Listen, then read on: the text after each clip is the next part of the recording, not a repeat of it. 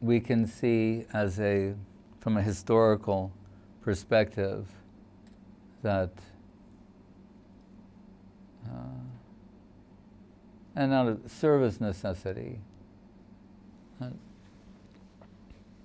Srila Guru Maharaj will say, for example, that don't think that everyone in Vrindavan is like Acharya. Right?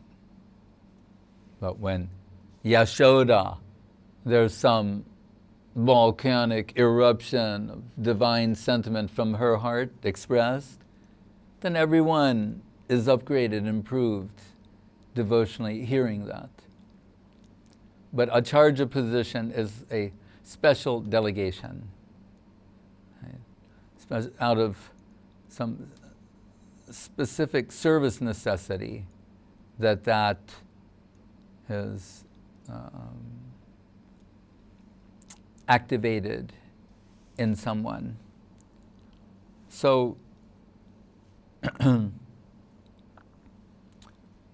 the time, Baladev Vidyabhushan lived at the time of Vishwanath Chakrabarti Thakur. But Vishwanath Chakrabarti Thakur was elderly and incapacitated in these final times. And the Shankarites, they're holding the premier position in society and, the prestige of being acharyas, sannyasis, Vedantists, etc. And they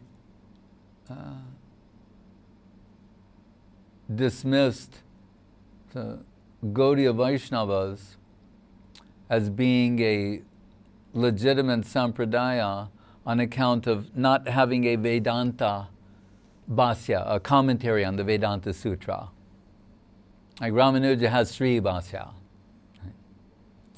But these Gaudiyas, there's some, like they used to label against Saraswati Thakur, the Gaudiya Mat Guru is a mushroom. Where are the roots? So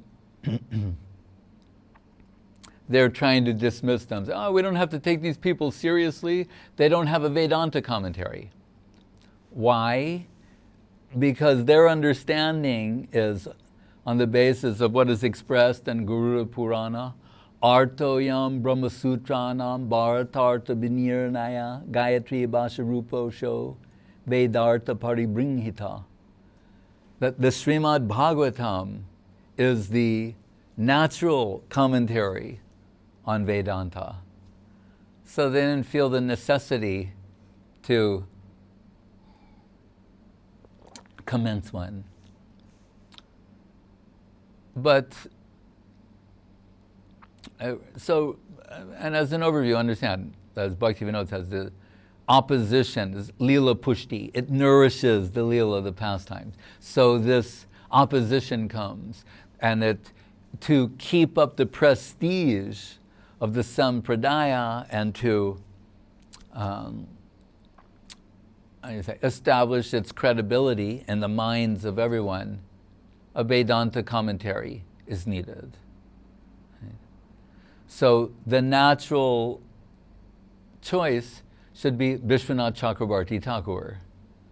But as Leela would have it, he is elderly, he's old, he's not capacitated to do it at that time. So Baladev Vidyabhushan Prabhu is enlisted in that seva. And we're told that he, and in a very short time, he goes before Govinda-ji and gets this, just as Kaviraj Goswami saying, Madan Mohan is making me write. It is not I who is writing this. So Baladev Vidyabhushan, he's saying, this is Govinda-bhasya. It's not just my comments. This is the Govinda-bhasya. So,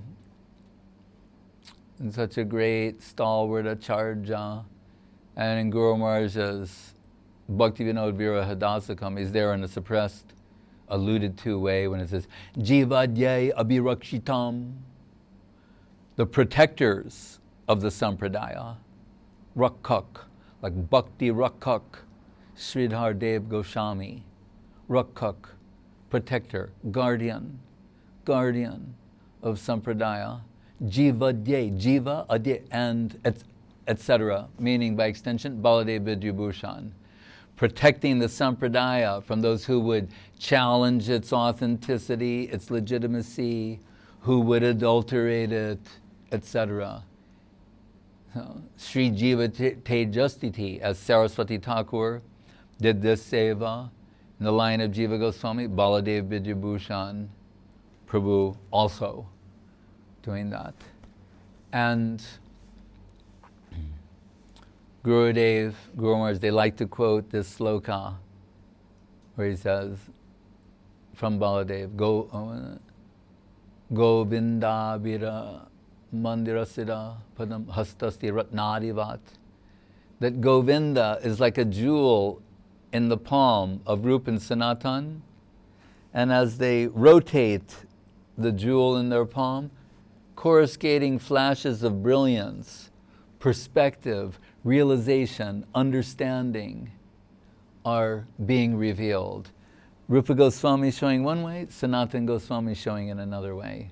Very beautifully expressed there by Baladev. So,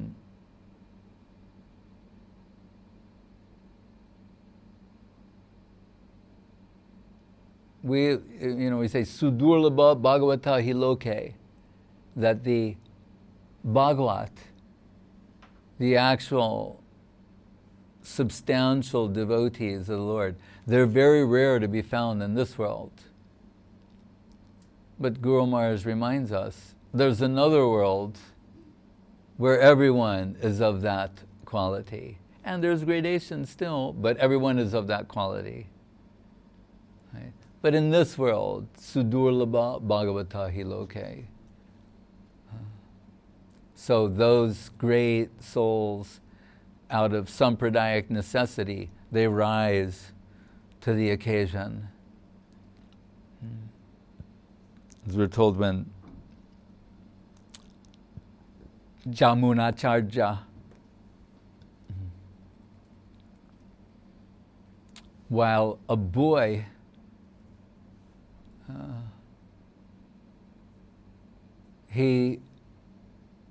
the king's pundit, they sent out a challenge.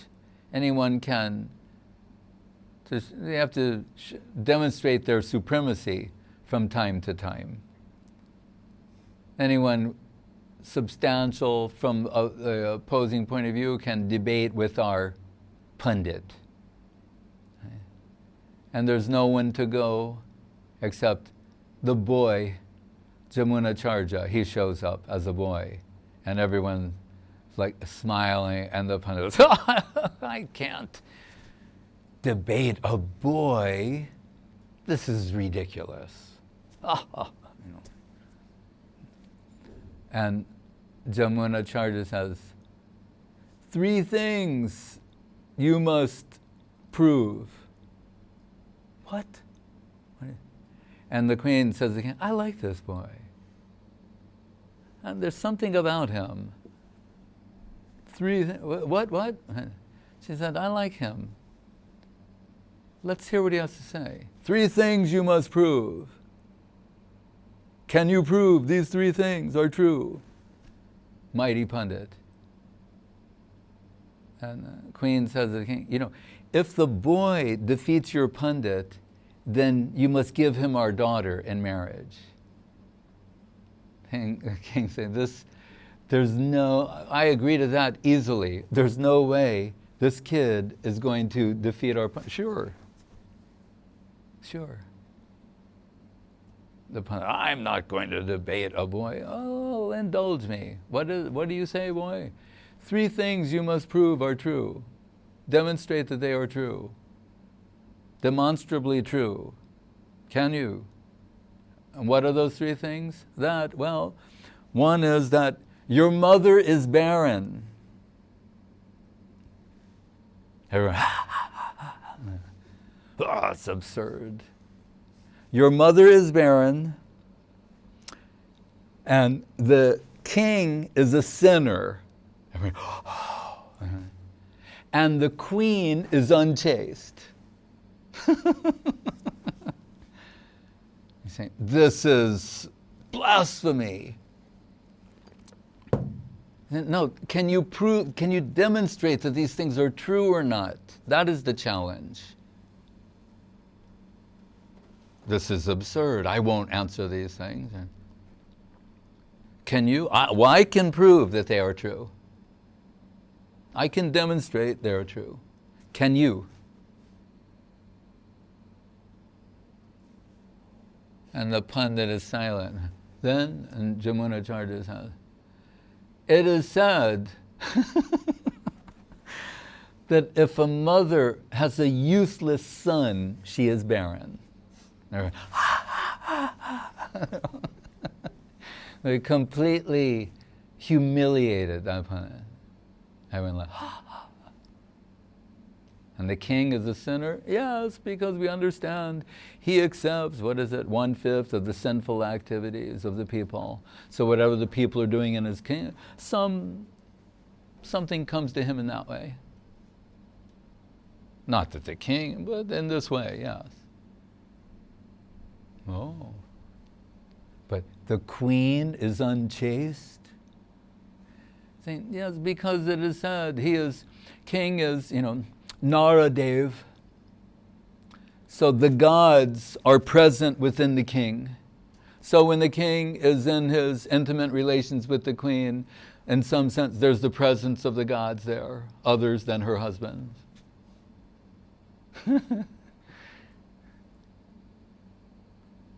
And she said, you must give him our daughter. And then Jamunacharya gets the princess, and he's living totally absorbed and kingly, royal enjoyment.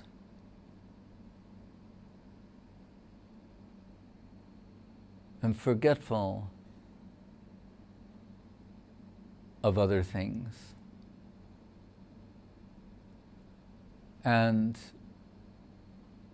But he notices at his meal every day, there is this one type of shak, spinach, that he likes very much. And it's not usually always available, but somehow it's always there. And this is his favorite thing to eat. So he asked his attendants, how does this appear here all the time? And they said, there's one old man, he brings it. Really? Yeah, every day he shows up and brings this just for you. Oh. I'll ask him if there's something he would like. We can remunerate him for his gifts, offering. And they asked the man, oh, he's appreciating so much that shak you bring every day.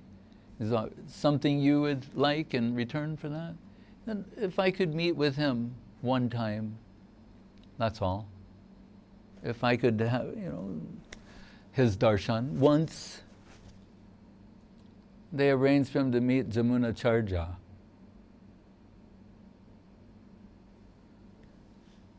And he falls at his feet crying and saying, Prabhu, the sampradaya is under attack.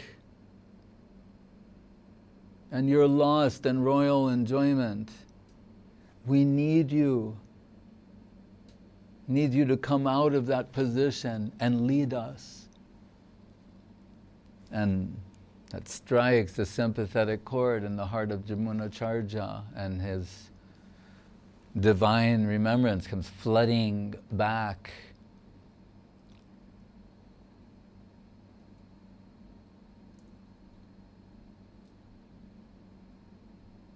And so many wonderful slokas he's written. What is that one? Bhavantam evanucharam nirantara atantara.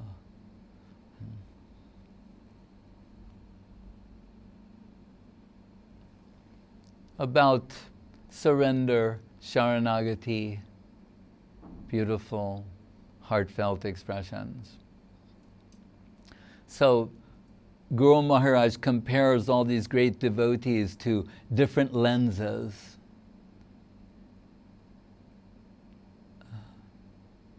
Through the lens, you can see what is otherwise invisible.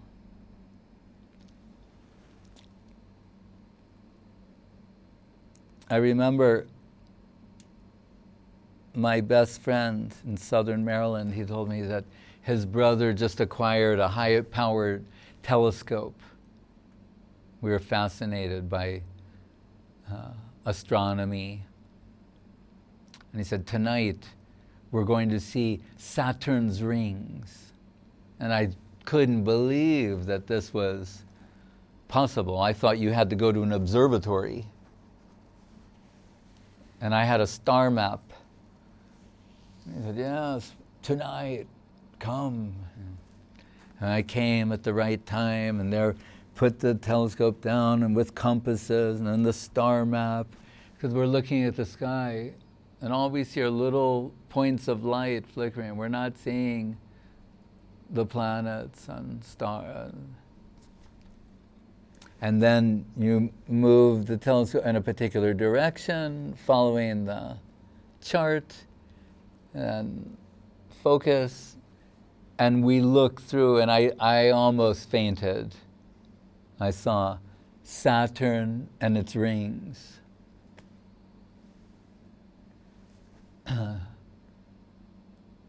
So what was not visible, or what was invisible to the naked eye, through the medium of the telescope, what was remote and far became nearer and clearer to us.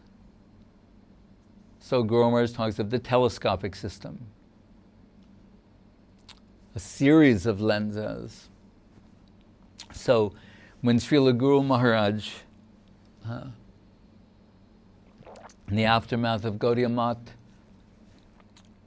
after the disappearance of Saraswati Thakur, he wanted to focus exclusively on Sharanagati, surrender. Sharanagata. That led him to the compilation that became known as Prapanna Jivanamritam. He said, this is life-giving nectar for the surrendered souls. Right? And I think the other day it was also what Paramananda Prabhu, this Giri Maharaj, who he would read this every day and get some inspiration there. So by hearing the devotional expressions of different devotees, different paths are open to us. Different aspects of what they say resonates in our hearts and gives us some encouragement to go forward.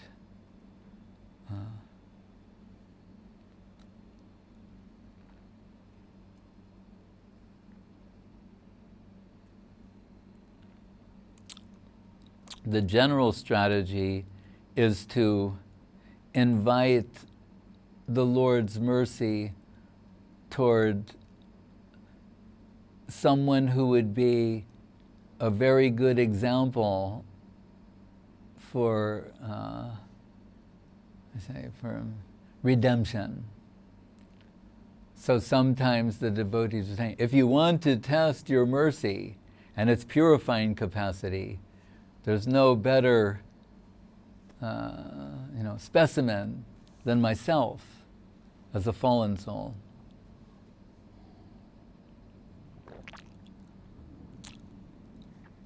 And it is a genuine feeling. Right?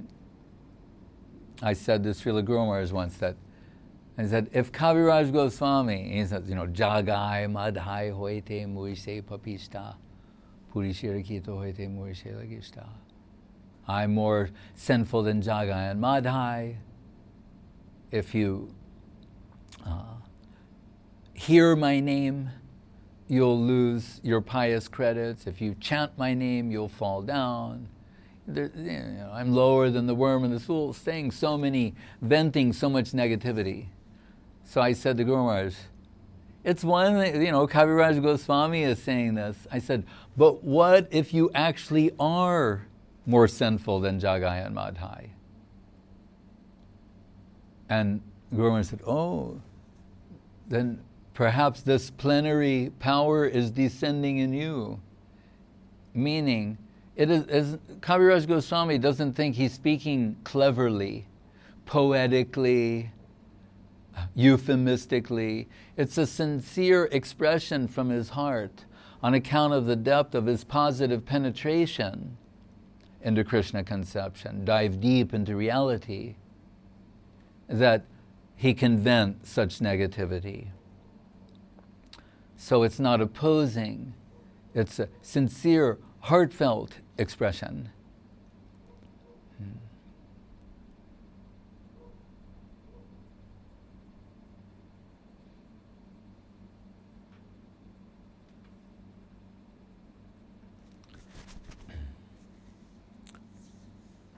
Why does Mahaprabhu say, na prema gandasti darapi meharo?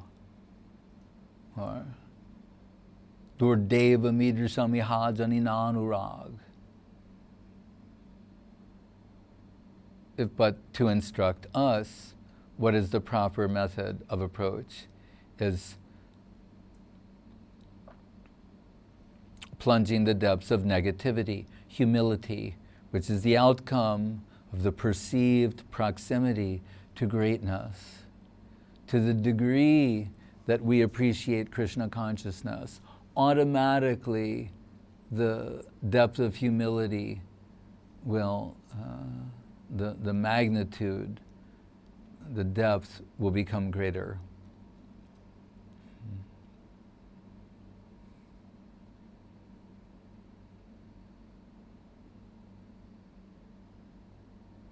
When Mahaprabhu commands Murari Gupta, when he's in the Varaha Bhav, appearing at Varaha avatar, and he says, Murari, glorify me.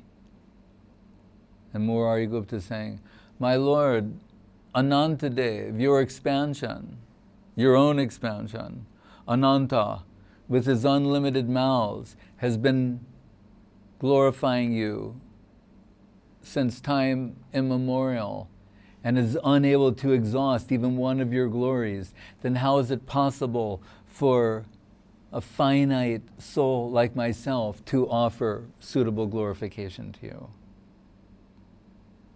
That is the glorification. He's saying that from his heart. It's a heartfelt expression from a devotee. That is the prayer.